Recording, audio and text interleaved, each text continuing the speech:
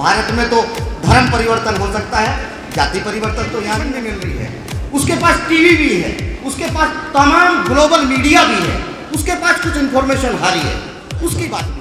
विज्ञान के युग में धर्म की चूरण बांटना लोगों का पेट खराब होने की संभावना है। धर्म उतना रखो जितने की आवश्यकता है। दलितों के नेता हताश हैं, दलितों का सामाजिक मूवमेंट कहीं हताश नहीं है। पूरी दुनिया इसके ऊपर की सड़क पर राजनीति की तेज गाड़ी चल नहीं सकती, जो चलाएगा वो एक्सीडेंट हो जाएगा। किस आर्थिक भ्रष्टाचार से ज्यादा खतरनाक है सामाजिक भ्रष्टाचार। सारी खामियां उसी सामाजिक व्यवस्था से हमारे अंदर आई, लेकिन कभी हमने दहेज के ऊपर चर्चा नहीं करी। दहेज की चर्चा आप जब करेंगे जब बेटे की शादी करेंगे, दहेज की चर्चा तब नहीं करोगे जब आप बेटे की शादी करेंगे। धर्म की बात आप तब करते हैं जब मारे जाते हैं, या मस्जिदों से या मंदिरों से या गुरुद्वारों से एक धर्म की बात नहीं करता। भारत में तो धर्म परिवर्तन हो सकता है, जाति परिवर्तन तो यहाँ नहीं हो सकती। मुस्लिम धर्म में कहीं भी, पूरी दुनिया में मुस्लिम धर्म में भी कहीं जाति नहीं है, लेकिन भारत के मूल में कहीं ना कहीं जाति है। या धर्म परिवर्तन हो सकता है या जाति परिवर्तन नहीं हो सकता। और दलितों की समस्या धार्मिक कम, कहीं ना कहीं जातीय समस्या। सर, 3 व्यवस्थाएं हमको जिन पर हम चर्चा करते हैं सामाजिक मूवमेंट में। दलितों का सामाजिक मूवमेंट, दलितों का राजनीतिक मूवमेंट और दलितों का धार्मिक मूवमेंट। एक चौथी आवाज और दिखाई दे रही है, कहीं पीछे से, अंधेरे से कहीं एक आवाज आ रही है जिसको शायद हम सुन नहीं पा रहे। या तो हमारा जो रिजिडनेस है, जो कठोरता है, क्योंकि लगभग यहाँ 50 साल की एज के ही एवरेज लोग हैं, और 50 साल की एज में बहुत ज़्यादा परिवर्तन हम कर नहीं पाते। ना खान पान में परिवर्तन कर पाते हैं, ना सोच में परिवर्तन कर पाते हैं। एक बंधी हुई व्यवस्था है।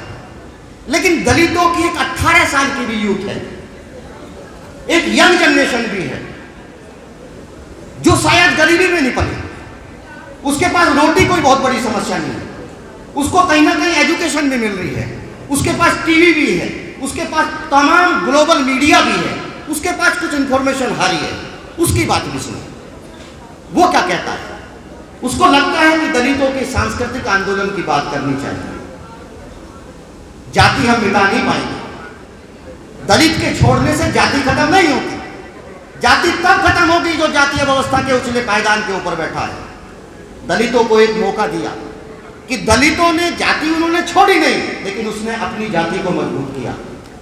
अगर दलितों के मूवमेंट के अंदर से द ग्रेट चमार, द ग्रेट जाटव या कोई और ग्रेट की बात आता है, ग्रेट महान की बात आ रही है, तो कहीं ना कहीं दलित उस जाति को स्वीकार कर रहा है। आप उसे नकारो मत, आपकी ताकत बन जाएगी। धार्मिक आंदोलन की जहां तक हम बात करते हैं, ये सच है, मैं सवाल नहीं उठाऊंगा, ये मेरे व्यक्तिगत विचार है। किसी को बुरा लगे तो माफी भी यही पहले ही मांग रहा हूं। आप मुझे ये बताइए, हर गांव में एक पढ़ा लिखा आदमी, हर मोहल्ले में एक पढ़ा लिखा आदमी जो रिटायर भी हो सकता है, कहीं ना कहीं भगवान बुद्ध के अनुयायी हैं। अक्सर उनके मोहल्ले से विवाद है, बड़े विवाद हैं, उनकी कोई बात सुनता नहीं। उनकी भी अपनी है कि मैं लोगों को परिवर्तन चाहता हूं, लेकिन ये भी तो हमने इन बातों पे मंथन करना चाहिए कि ये व्यक्ति अगर भगवान बुद्ध की बात करना चाहता है, अच्छाई की बात करता है, करुणा की बात करता है, मानवता की बात करता है, और ये झगड़ा हो क्यों रहा है? कहीं ना कहीं गलत समय पे गलत सामान मत बेचो। राजनीति हो या समाज सेवा हो या कुछ भी हो, दुनिया एक बाजार है, बाजार के रूप में स्वीकार करो। जो वहां की आवाज है उसके हिसाब से तय करो। विज्ञान के युग में धर्म की चूरण बांटना लोगों का पेट खराब होने की संभावना है। धर्म उतना रखो जितने की आवश्यकता है, मानवता उतनी रखो जितनी मानवता की बात है। बाबा साहब, एक हमारे पास एक धर्म भी है, सांस्कृतिक ज्ञान भी है, सब कुछ है ना। 3 शब्द इस देश की आजादी के बाद मुझे बड़े पॉपुलर नजर आए: जय भीम, दलित। कुछ लोग कहते हैं कि भाई वो बहुजन शब्द भी लाओ, कुछ कहते हैं भाई आप मूल निवासी शब्द लेकर के आओ। मैं किसी के ऊपर सवाल नहीं उठा रहा हूं, लेकिन जो शब्द आपको मिल चुका, जो आपकी पहचान बन चुकी, उस पहचान को कैसे मिटा दे भाई? जो हमने 200 साल में कमाया है, तुम्हारे कहने से उसे आज कैसे गवा दूं भाई?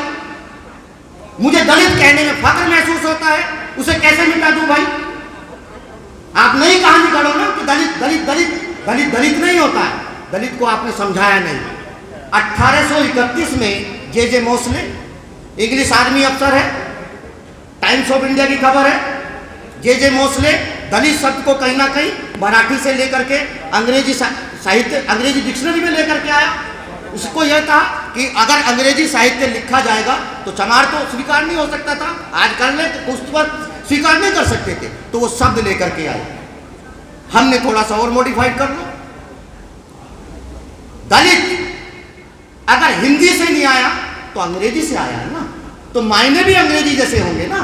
द लिट, लिट माने जलना, जलने का मतलब है उजाला, यानी कि वे लोग जो अंधेरे से उजाले की तरफ चले गए वो दलित होंगे, और जो अभी अंधेरे में है वो कहीं ना कहीं क्या दलित हो नहीं सकते। तो ये शब्द है सर।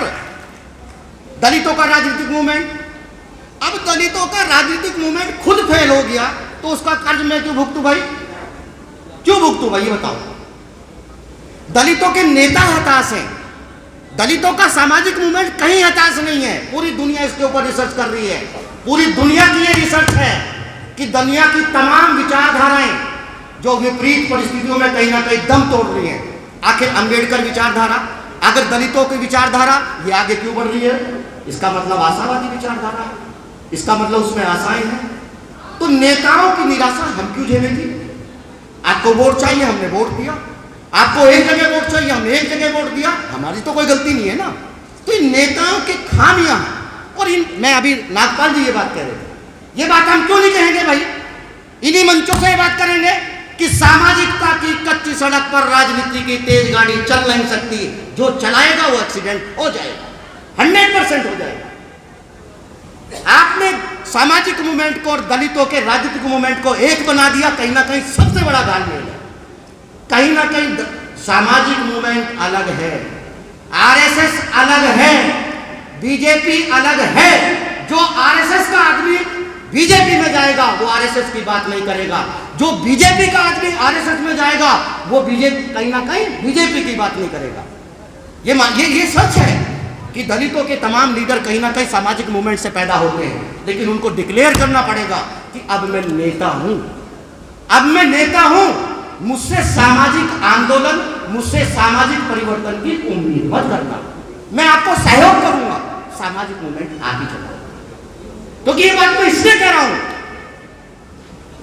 अगर हम हताश निराश में बैठ करके चर्चा कर रहे हैं, कहीं ना कहीं सवाल है कि दलितों के सामाजिक मूवमेंट में जो जातियां रोज गाली खाती हैं, दलितों का जब राजनीतिक मूवमेंट होता है तो वही सम्मान पाती है।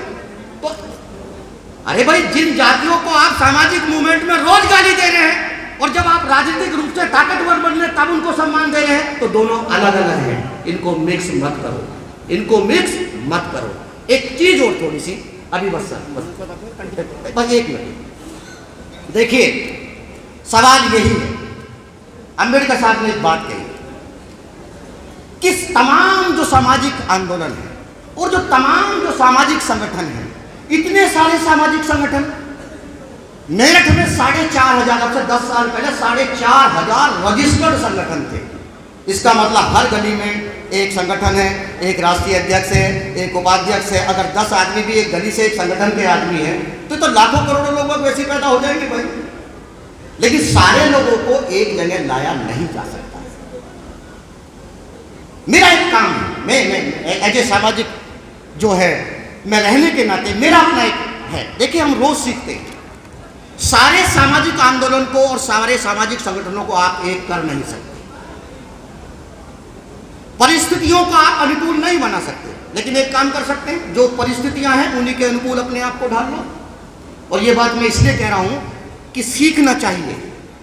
2 अप्रैल का मूवमेंट इसलिए सक्सेसफुल हुआ, 2 अप्रैल भारत बंद, अगर उसके अंदर किसी संगठन का नाम होता, अगर उसके अंदर कोई जगह का नाम होता, तो दुनिया की कोई ताकत नहीं थी कि 2 अप्रैल का दलित मूवमेंट पनप जाता। लोग यही पूछते रह गए कि ये संगठन कौन है, अरे इसे चलाने वाले कौन है।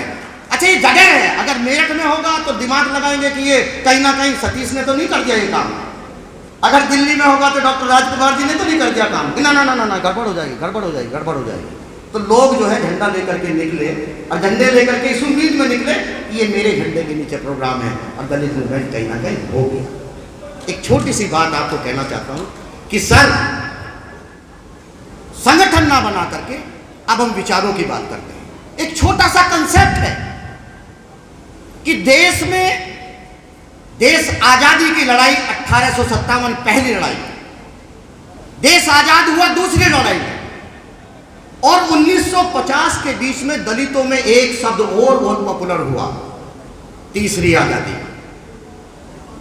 कहीं ना कहीं वो आया, तीसरी आजादी एक क्रांतिकारी विचार था और लोगों का विचार ये था कि देश आजाद भले ही हुआ हो लेकिन इस देश में कहीं ना कहीं सामाजिक गुलामी है।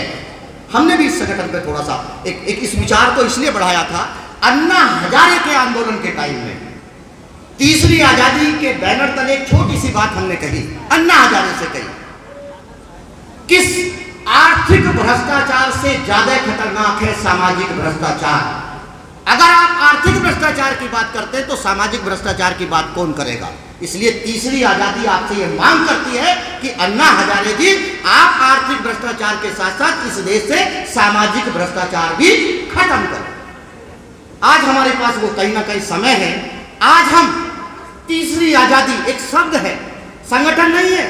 संगठन होगा तो अध्यक्ष पे झगड़ा होगा, उपाध्यक्ष पे झगड़ा होगा, चंदे पे झगड़ा होगा, हालांकि चंदे हमको ज्यादा मिलते नहीं है, हमारे लोग बेचारे बदनाम ही होते हैं, चंदे मिलते नहीं है।